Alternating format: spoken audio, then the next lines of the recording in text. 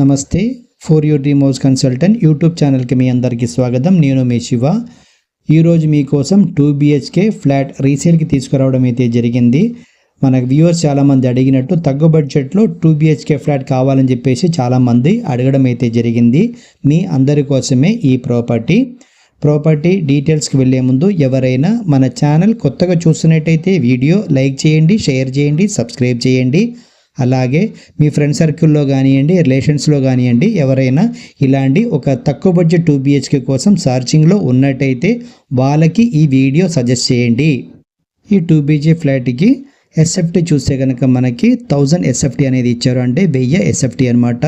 UDS విషయానికి వస్తే 25 UDS అనేది ఇవ్వబడింది, 25 UDS ఇచ్చారనమాట. 3rd ఫ్లోర్లో ఉంటుంది, మీకు ఈస్ట్ ఫేసింగ్లో ఉంటుంది.